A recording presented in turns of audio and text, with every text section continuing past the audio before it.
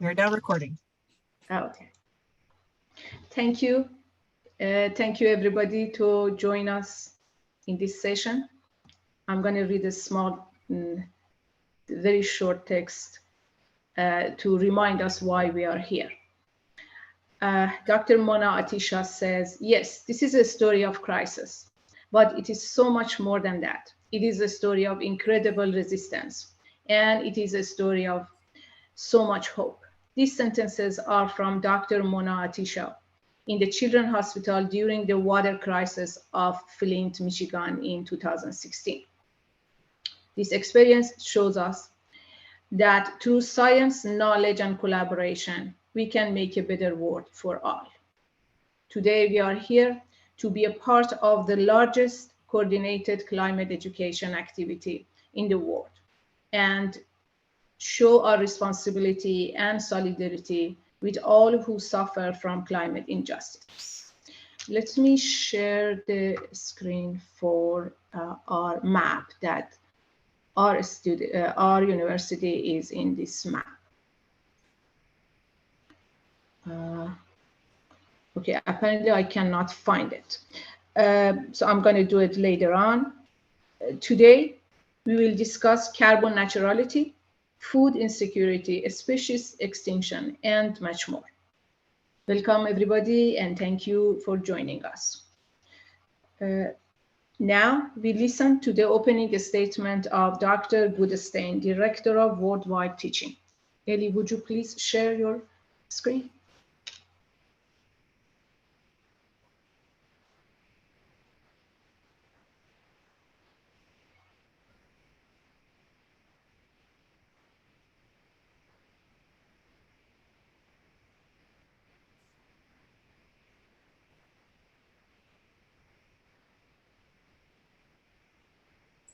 Sorry, everyone, got to make sure I'm opening the opening video and not the closing video. So just a second, technical difficulties here. Yeah, I had the same issue. Okay, let me share. Through your patience. All right, here we go.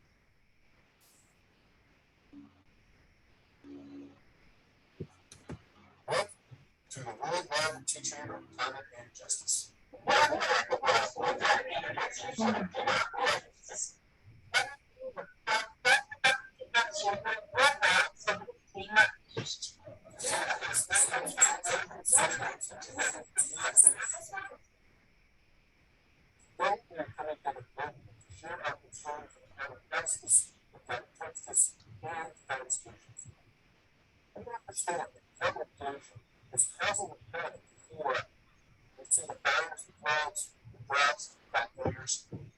This teaching will help us now move from despair about this to determination together to change the future. Climate injustice. Global warming is profoundly unjust. People in low-income communities are already suffering the most as the planet heats up. Over the last year, tens of millions of people have been forced to leave their homes by climate change. More refugees to look for conflict and violence and battle. We can stop this. We can stabilize the planet, and in doing so, create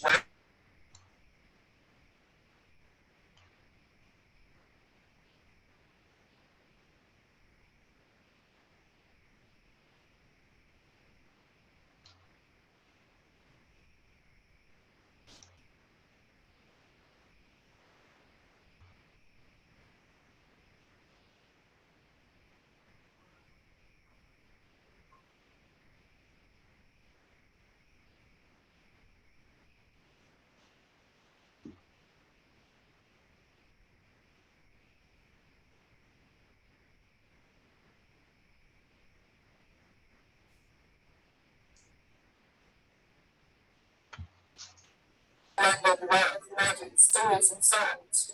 Created by hands can do the things like the countdown. I'm afraid of leave us alone in a world of concrete and plastic. Then drive into a vacant void and take the rain. Yes, the ground. I'm afraid that we are the last of it. Children to the university, taking the radioactive civil from its present unacceptable current records. I I'm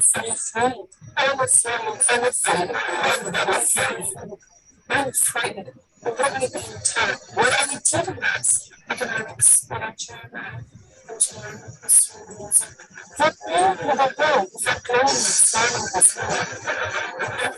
People like this, like the exact evidence of this,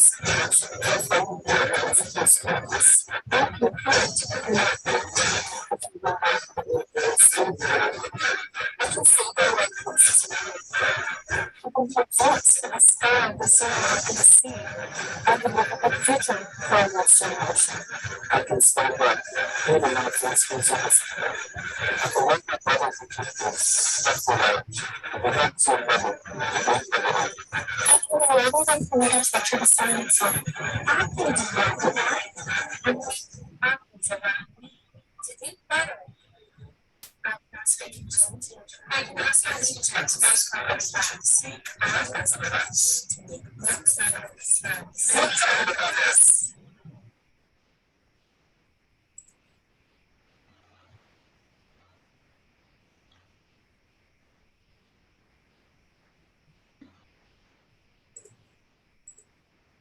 Hey everyone, sorry, I think based on the chat there were some sound issues, so hopefully I can fix that for the closing video where I'll share the audio, not just the so unfortunately speakers. only we were able to, I didn't actually I didn't have a good sound too, so apparently everybody has this problem. Hopefully next video works better. Okay, now we go to land acknowledgement. Skip, would you please share the land acknowledgement with us? All righty. And here's our land acknowledgement that we made in unison with the Tongva Nation. This is the university acknowledgement. So we acknowledge that the land at which we are gathered here today is the home and traditional land belonging to the Tongva Nation. Today we come with respect and gratitude for the Tongva people who still consider themselves the caretakers of this land. It is through their examples that we are reminded of our greater responsibility to take care of Mother Earth and to take care of each other. If you'd like to learn more about the native land in which you currently are on, because not everybody's on campus, you can go to native-land-ca, and it will tell you who originally was on the land which you are standing on right now. Thank you. Thank you, Skip. Now, let's go with our speaker. We have 3 speakers today. If you stop sharing your screen. Okay, thank you. We have in this session today, we have 3 speakers. Our first speaker is Mrs. Ellie Perry. That I'm going to have short interview, short introduction for each speaker. Most of us know Mrs. Perry, but it's good to know more. So Mrs. Ellie Perry, she is the CSUDH Sustainability Manager and graduated from the University of California, San Diego with the BS in Environmental System and obtained a master's degree in environmental management from Nicholas School of the Environment at Duke University. In addition to being a lead accredited professional, she has a professional certificate in recycling and waste management from UCLA Extension, a Green Gardener certificate through the County of Santa Barbara, and she is an EPA Water Sense Watershed Wide landscape professional. She joined the CSUDH in 2017, and under her leadership, the sustainability of our campus improved significantly. Welcome, Mrs. Perry, and you can start your speech. All right, thanks so much, everybody. So let me go back to my PowerPoint so we can talk about our first topic of the day. So first of all, thanks everyone for coming during your spring break. I know as staff members, we're always around. We don't really have a spring break, but appreciate you all coming if you're in that boat, since I know you're probably giving up your lunch break right now. So in any case, glad you could join us today. And I have an exciting topic for you today because we're talking about climate action and climate justice. So this is really good timing because the university is really starting to make some strategic moves in this area. So you're actually the first group to kind of see what our plans are for the university and our climate neutrality goals. So really hope that you get something out of the session today and get the inside scoop on what our grand plans are for 2045 and beyond. So to start off, again, my name is Ellie Perry. I'm the Sustainability Manager for the Office of Sustainability at Cal State Dominguez Hills. And in terms of what our topic today is that obviously during the pandemic, there was a lot going on, but we also continued to make good moves in terms of our sustainability commitments, in terms of where we're going as a campus. One of the under highlighted achievements we achieved during the pandemic was the carbon neutrality commitment that President Parham signed. So there wasn't a big press release or anything that went out, but essentially last March, President Parham formally made the commitment on behalf of the university to carbon neutrality. That means that he signed the Second Nature Climate Leadership Commitment. That's basically a collection of different university presidents all across the country who've essentially committed their institutions to carbon neutrality and fighting climate change. So President Parham did sign that commitment in March of last year.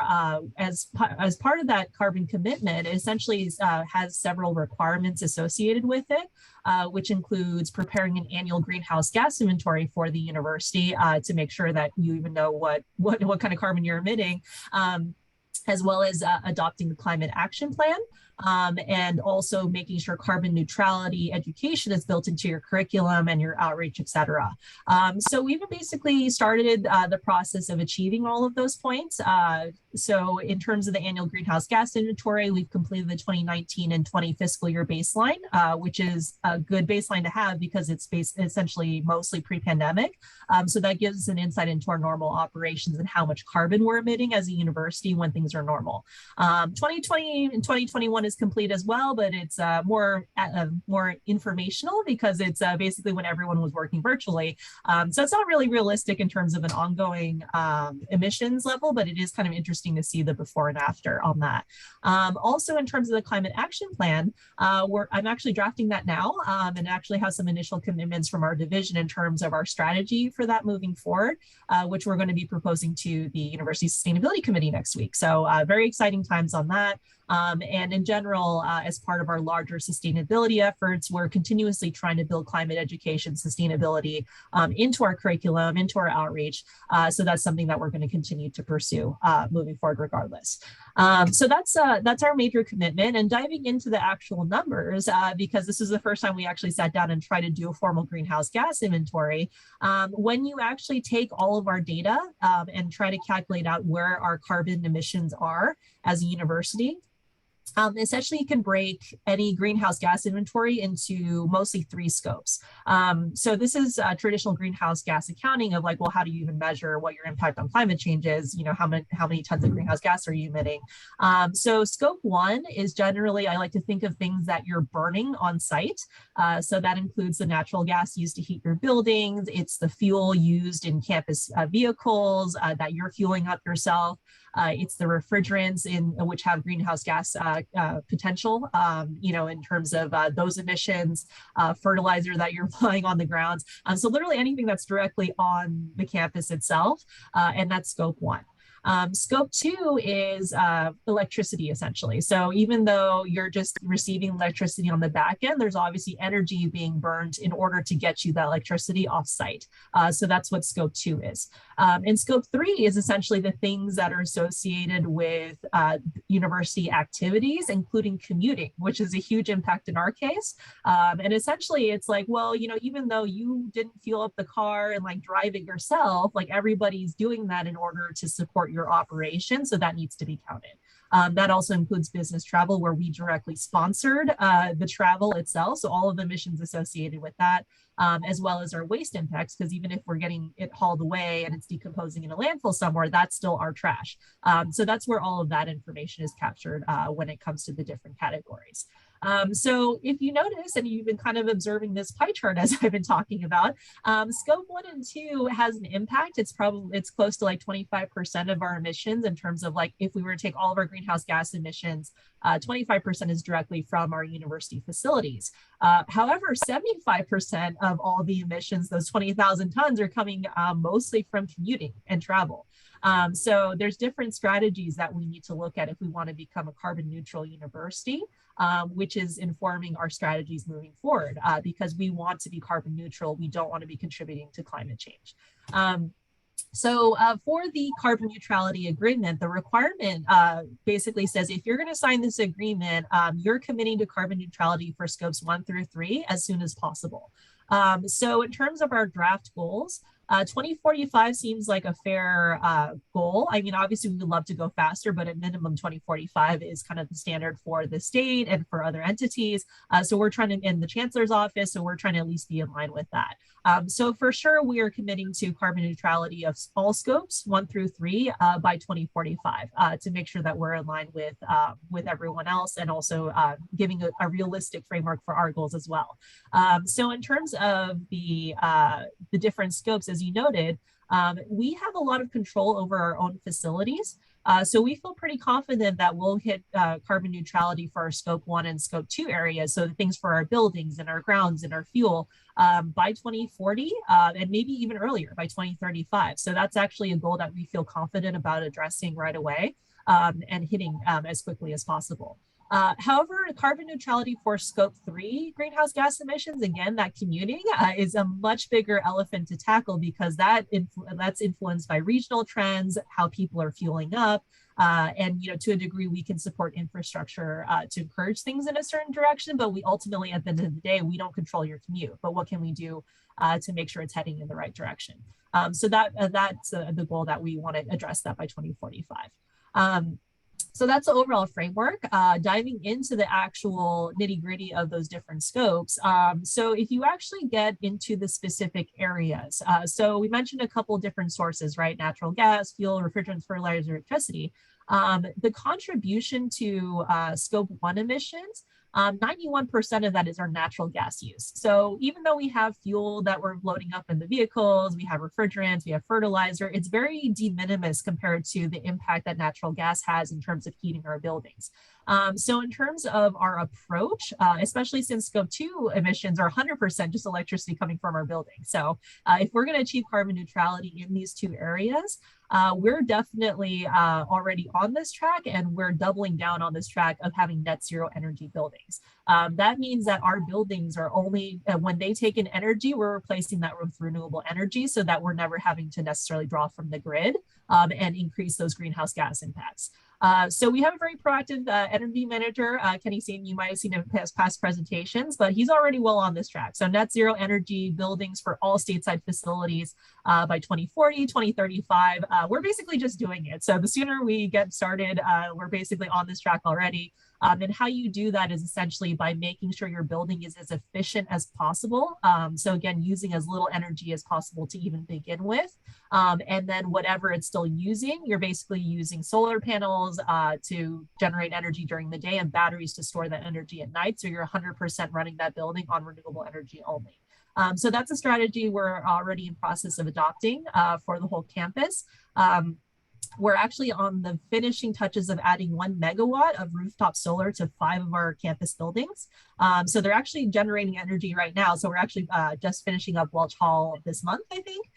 So in the next couple months, you'll be hearing about the 1 megawatt of solar that's actually powering all the buildings that you're occupying. You might not just see them because they're on the roof.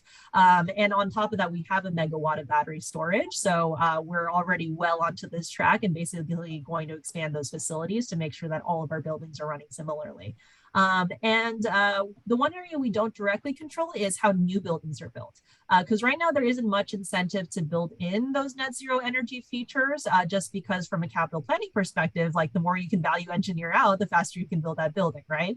So already we've got a commitment from our division president to start building internal planning controls to make sure that net zero energy is fundamentally built into the design of any new building that we have. So we can commit to an even earlier goal of 2025, which is in 2 years, to make sure that that's a universal standard of, whenever we build a new building on campus, net zero energy is built in so that we're not basically saddling ourselves with buildings that are drawing from the grid and using dirty energy effectively.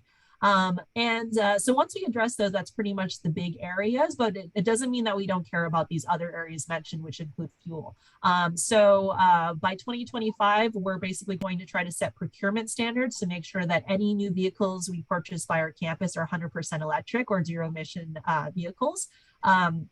And also adopting new chancellor's office standards for making sure that also applies to our fuel using equipment. So anything like blowers and tractors and things like that, which currently use fuel, basically adopting new standards to make sure that, we're just not using fossil fuels for any of our fleet or grounds equipment, et cetera. And this is very in line with what's happening on the state level as well. If you didn't hear, the governor has passed several state mandates for passenger vehicles. So basically any new vehicle you buy after 2035 needs to be all electric or zero emission. We're kind of riding on that trend and just making sure that, we're gearing up for that we're ahead of the curve if possible when it comes to doing that.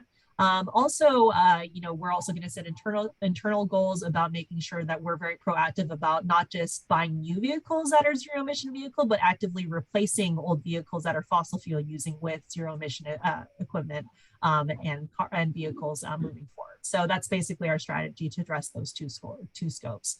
Now, the big elephant in the room again is the scope 3, right? So how do we actually control commuting? Because that's a very big question, because when you actually break down within scope 3, what's the big impact here? A huge percentage, 92% is just commuting. So, and even within that, students alone are about 80% of that contribution. So obviously the way that our students commute is going to have a huge impact on our overall emissions when it comes to being able to claim that we're carbon neutral. In terms of the other areas though, it's not that those aren't important. So we definitely are pursuing other measures to make sure that we achieve carbon neutrality for things like our business travel, right? Or our solid waste emissions. So in any case, we have a zero waste plan. We're committed as a university to go zero waste, because even if it doesn't have a huge greenhouse gas impact, it still has a huge solid waste and just sustainability impact. Even if you're carbon neutral, it doesn't even no good if we're just basically drowning in our own waste and contributing to the plastic pollution problem and all of these other environmental impacts. So that's still a priority. And on top of that, with the solar that we're generating and the commitment to expand that even further, we will have some renewable energy credits to hopefully offset some of these operational areas. In addition to that, for business travel, we also are committed to developing, green funds or carbon fees to be able to offset our business travel. Even nowadays, if you buy like a plane ticket, for example, you can actually do that just on your ticket, right? Where it's just like, hey, I'm going to commit to buying carbon offsets to offset my plane trip to Boston or wherever, So we can adopt something similar from an institutional level and make sure that we're carbon neutral in those areas. However, again, we have to somehow address the commuting question. And that's not just a question for us, it's a question for our county, our state, our country, of getting away from this model of single passenger or single driver cars that are just regularly community campus, every single day, twice a day. So in terms of addressing that, our approach is basically looking at making sure that the type of parking spaces and infrastructure that we're offering to campus users supports a fuel mix in line with carbon neutrality, which essentially means that we are trending towards all electric vehicles by 2045. Again, with the governor mandates and everything else, and people just in general wanting to go electric, we need to be ready as a university to accommodate that. And one of the aspects of that is that, one of the recommendations is to adopt a formal EV charging assessment plan to make sure that we are shovel ready in terms of taking advantage of the utility and government and grant opportunities out there to get low to free cost EV infrastructure and chargers onto our campus. But again, we need hard shovel ready data in terms of, okay, so when we have an opportunity, where do we put these spaces? What kind of chargers do we put it in? When do we need to have this infrastructure ready by, so that we're not caught in this endless cycle of only thinking about today, but actually planning for tomorrow. And on top of that, we also want to encourage, mass transit and carpool. Not everyone can afford an electric vehicle or a vehicle in general. So how are we supporting alternative transportation options, as well as carbon-free transport like walking and biking if you live close enough? So one of the internal controls that we're committing to is to, as a division, fundamentally support the existing alternative transportation coordinator position, which has been vacant for several years now, obviously during the pandemic, and actually market and expand those existing mandatory programs, because with AQMD requirements and everything else, there's a lot of great alternative transportation benefits that you receive as students that simply aren't marketed. So how do we, get the word out and actually expand on that? And also leveraging these larger regional trends, because carbon neutrality is something that the state is working towards. So there's a lot of great changes in the right direction when it comes to mass transit, public transit, alternative transportation support. So really leveraging those connections, being a part of Los Angeles County and taking advantage of that.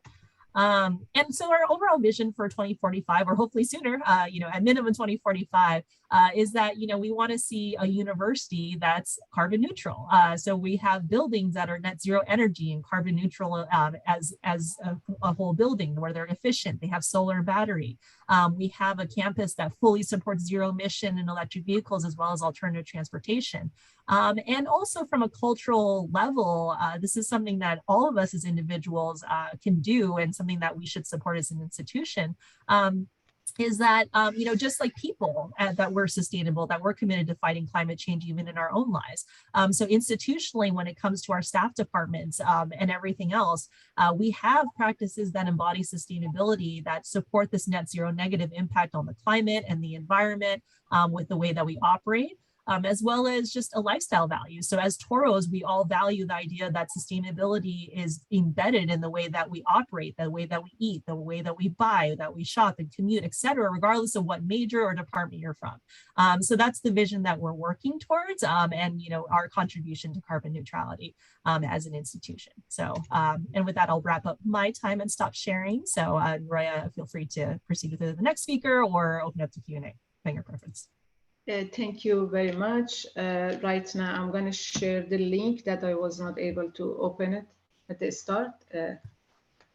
You can, in this link that I shared in the chat, you can see our meeting on the map, and you see how many universities and schools are sharing today's gathering. That is the international, is symbolic, that shows that people, we as people, have power. Our second speaker is Dr. Lorna Fitzsimmons, who is a professor of humanities. Mr. Saldana is a Compton native, born of immigrant parents, and a first-generation college graduate from California State University, Domingos Hills, holding a BA in geography and minors in earth science and geotechnics. He is an intern for CSUDH Office of Sustainability and the president of the Earth Science Club. He is a graduate student at CSUDH and plans to pursue his PhD in tree-ring related studies. Welcome, Mr. Saldana, and you can start.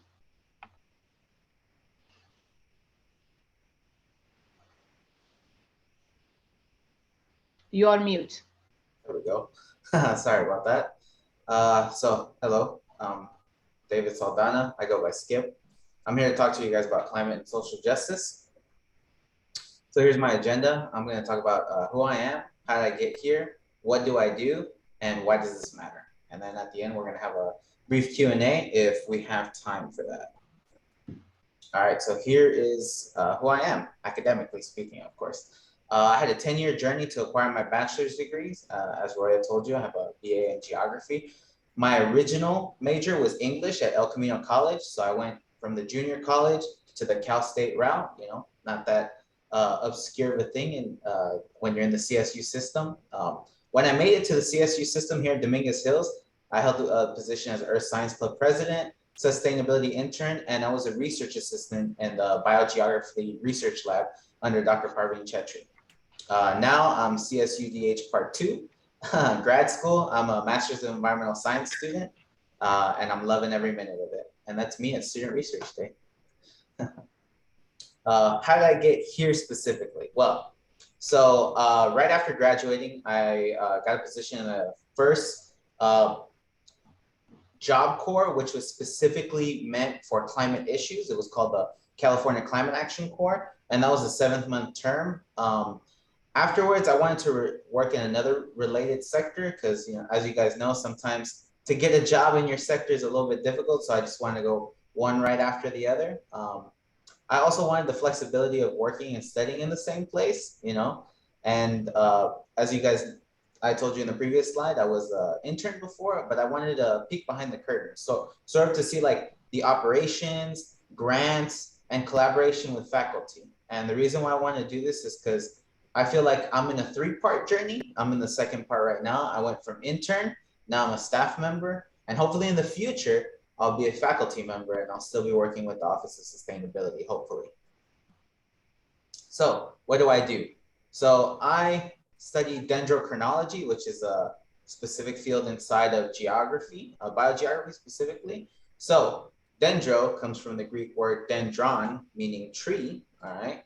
Chrono comes from Latinized Greek, chronos, meaning time, and logi, Greek, logos, discourse. So essentially, it's tree, time, the study of tree time.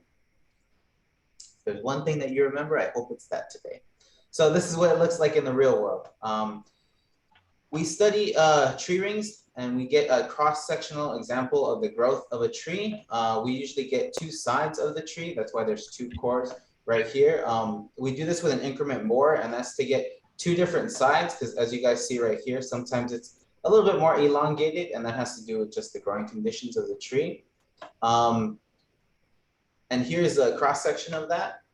We see the bark on the outside, annual tree ring designated by the darker late wood and the lighter early wood. We see growing conditions when the rings are narrow. That means that there is harsh growing conditions, and that could be either due to illness, could be bugs, or could just be temperatures being too hot. When you see thicker rings, that denotes good growing conditions, as you guys see right here, and the tree, big thick ring right here, and then if you go a little bit out, thinner rings out there. This is what it looks like under the microscope. In the thinner rings, which they're more dense, late wood, and that's more in the winter months here in Southern California, and early wood, spring and summer conditions. Now, why does this matter? Okay, so if you guys look at the date up here, Friday, March 18, 2002, all right? I want to divert your eyes to this section down over here, the red section. That's Antarctica. Antarctica is about 34 degrees hotter than it should be. This graph is just denoting temperature anomalies. So this isn't the actual temperature, 32 degrees. It's just outside of the norm. And how do we know this? Because climate is taken in 30-year scales. And this right here, March 18th, you can see it's way outside of the averages it's been in that 30-year scale. So in order to get this temperatures, we've relied on satellite data, right? But in a previous project, right, we don't have data that goes past that, right? And for Antarctica specifically, they use ice cores, which goes back thousands of years. In my specific discipline, dendrochronology, it only goes back hundreds of years, right, per tree. But 1970 is when we started using satellite data, right? So the orange star denotes approximately 1970, right? And this was a previous project that I did with my lab back when I was in undergrad. The weather station for South Lake Tahoe was started around 1930. So that is denoted by the yellow star right here. So this chronology afterwards is something that we were able to come up with. And so, and again, why is this important? Because I'm able to tell you the rate of change of the climate. What does that have to do with you specifically? You're thinking, well, unfortunately, less disadvantaged communities don't have all this information that I just gave you, right? I even didn't have this information up until 2-3 years ago when I graduated. And we suffer from a lot of things, specifically though, food insecurity, right? And here's just an example of that. If you see the cartoon onto the furthest most right, you see next exit, McDonald's, Wendy's, Taco Bell, but fresh produce 10 miles away. Same thing with grocery stores. This cartoon down here at the bottom, 15 kilometers away, which is a lot. I can't do the math right now, but even when you see little markets or bodegas around like if you look at the map, you see a Miracle Market right here, Street Market right there, El Gallo Market right there. They're usually in this picture right here, pre-packaged, pre-canned foods that aren't really all that healthy, you know, and food insecurity is denoted by low access and low income areas. If we were to look at this next map right here, it tells us this green section, which is this section to the left of the 110 on the map to the right, you see that that area is the only area within a 10-mile radius that isn't food insecure. So all this area right here is food insecure. And the reason why that's important is because times are tough right now, but given the climate crisis that we're facing right now, it's gonna get worse, right? It's always gonna get worse. So my position on campus as part of my VISTA project, Volunteering Service to America, I'm a campus urban farm manager. I lead tours. I give orientation to new farm docents. I help lead high school workshops where we have people from the community, kids from the community come in and learn about these things hands-on. And that's so they can see that Dominguez Hills, you know, we're leaders in sustainability, but we're also leaders in teaching and outreach to the community, right? Another one of my responsibilities is food recovery coordination with campus dining through the Food Recovery Network, right? I don't know if you guys know this, but whenever you throw something away in a landfill, it causes methane, right? Methane, unfortunately, has that compound consequence is what I call it, where first it creates methane, which is 32 times stronger at storing heat than carbon dioxide. Then after the fact, it becomes carbon dioxide, and that has a long half-life and stays in the atmosphere forever, causing the troubles that carbon dioxide causes. So first, you get the really strong stuff, then you get the delayed strong stuff. And I'm helping reduce that with, you know, what I'm doing on campus. Thank you for Ellie for giving me this opportunity.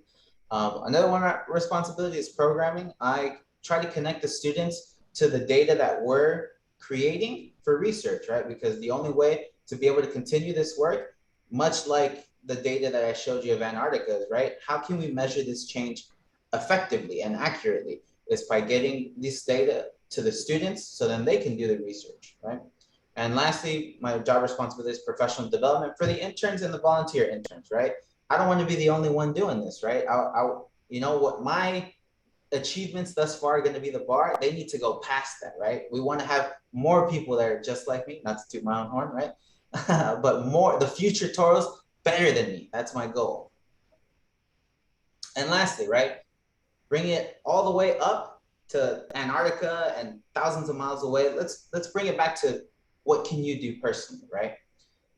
So just be able to make changes, right? Don't knock anything until you try it, right? Small, consistent changes, right? Rethink, reduce, reuse, recycle, right? And lastly, don't compare yourself to others, right? Everyone's journey is different, right? If you can't afford to eat organic and vegan, right? Maybe you can use a path water instead, right? If you can't buy a metal straw, right? We have reusable containers here on campus, right? If you're thinking, I can't really divert some of my food, right? Make sure to sort your waste properly, right? Make sure it doesn't even go into the landfill. It's all these little steps that we can do. And the only reason why I say little steps is because if it took all of us to get into this point, it's gonna take all of us to come out of this. And so only together can we fix this issue. And with that, I'd like to open up the floor to some questions and I'll provide the answers. Thank you, Skip. I wish you luck. We're gonna go because we have, I believe, 14 minutes. We're gonna go with the closing video. Hopefully, closing video this time has a good sound. And after that, we're gonna go Q&A and any question for Mrs. Perry and Skip. Both they can answer your questions. Okay, Ellie, are you ready for our closing statement? All right, let me see if I can do more accurate sharing settings, and that should help. Share screen option. Hopefully. Yes, bear with me. And the closing video is shorter, so hopefully we won't have to bear through any bad issues for that long. Okay, I'm going to share the sound this time. Hopefully that makes a difference. And we shall see what happens.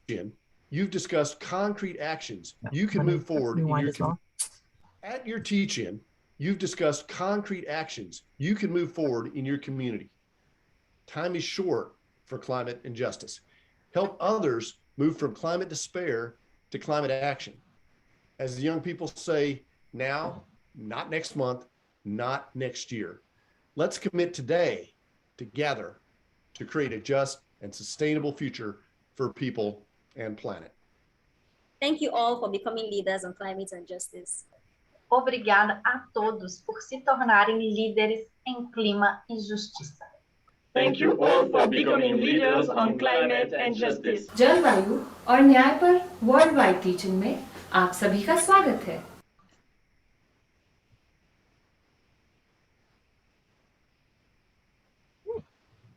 So you can say head nods. Hopefully that shared better. It's much better. Thank you very much, Ellie. We have more than 5 minutes for Q&A. If there is any question. Dr. Lorna didn't have time, so she left the meeting, but 2 of our speakers are ready to answer the question. If any question, let us know. Yeah, feel free to put it in the chat or unmute yourself. Okay, Nathan, would you please go ahead?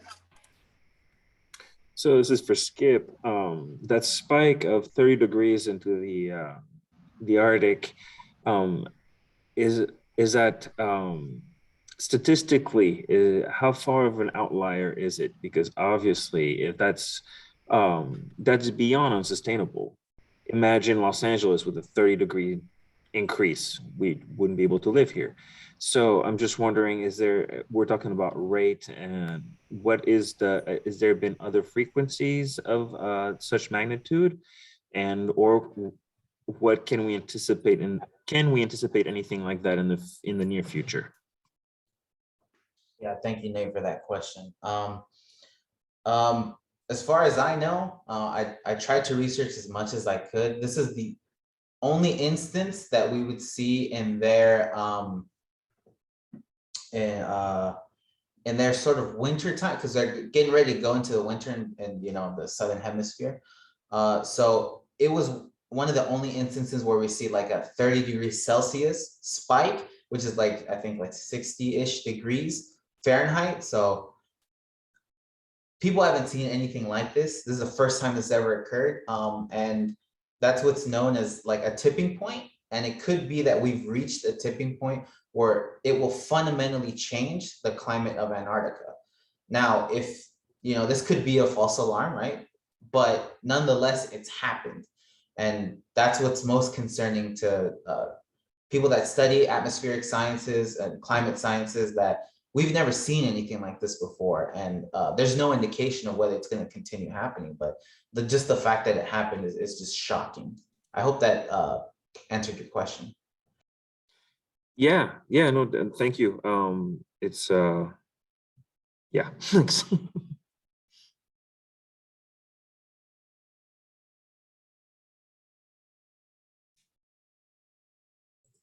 Oh, Roya, you're on mute, by the way.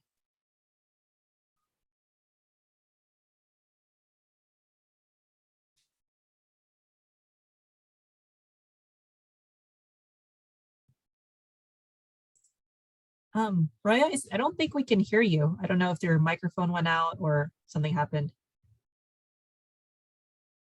I don't know if you want to chat or type anything into the chat for instructions. Also, if anyone else has a question while Roya's figuring out her sound issues, feel free to unmute yourselves, virtual hand raise, chat in the box, any one of those things. We're a friendly group. Okay, do you hear me right now? Okay, now we can hear you, yes. Okay, the question that I have about the commute, as you mentioned, we have a lot of GHG through the commute. Do you think we can have the more electric charging in our university pretty soon, or any hope? Yeah, Because and this is one part, and I don't say this is a solution, but I think it's going to be helpful. Yeah, and that's a number one question on people's minds, is because, you know, even we got some data in preparation for this plan, and we have something like 6 EV spaces for 5,000 regular parking spaces. That's not an appropriate level for a mostly EV, you know, a society that's mostly running on EV vehicles. And I think part of the problem historically has been that it's all been everyone for themselves, right? So parking is in it to sell parking spaces. Like, they are not interested in the long-term ramifications of like, oh, well, you need to give up some spaces for EV, et cetera. Capital planning is just trying to build buildings, right? So they see every parking lot as a potential, oh, we could put a building there, don't build anything on it. So basically the proposal is to, hey, let's make an actual plan that's not driven by kind of these day-to-day issues, but actually strategically, you know, over the next like 5 years, 10 years, 15 years, 20 years, like what does our infrastructure for parking when it comes to EV infrastructure need to look like? And if we can actually have a concrete plan that has tangible, hey, this is how many spaces you need to install by this year. These are the kinds of spaces that the kinds of chargers that you need to have available based on current trends. We can actually move on that. And kind of override these day-to-day, you know, like, you know, just activities, and just say like, no, strategically, we have a plan, and this is how much we need to install by this date. Because we have a great opportunity now with all this federal funding, state funding, utility funding, grant funding. People are begging to put spots EV charging into our campus, and we don't have a good response to say, yes, you can take that parking lot, or yes, like this is how many spaces we want you to install at, because we're being overridden by these kind of day-to-day concerns about like, oh, well, I need that parking lot for maybe later. So I think with, you know, by formally presenting this to cabinet, and getting their approval, and actually getting the approval to move forward with a strategic plan, you're going to see a lot of transformation in that area, because then we're not being governed by all these different departments kind of being out for themselves, but actually being governed by a strategic plan that says we are going to do these things, you know, in the immediate future. So. Thank you very much. Since we have some public administration students, I would like to ask them to think about their leadership here. As you mentioned, I agree with you. Actually, the best solution is public transportation instead of making a parking and then electric charging. And I would like to ask the students of public administration that think as a leader, what do you think and how we can do it? So although this is not the solution that university can make it, or sustainability, Office of Sustainability can make it, but the city and the county and the whole government needs to think about it.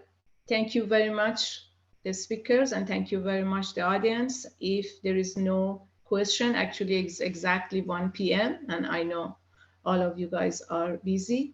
I would like to thank you and wish all of you luck to be more sustainable. Thanks, everyone. Have a great spring break. Thank you. Have a good day, everybody.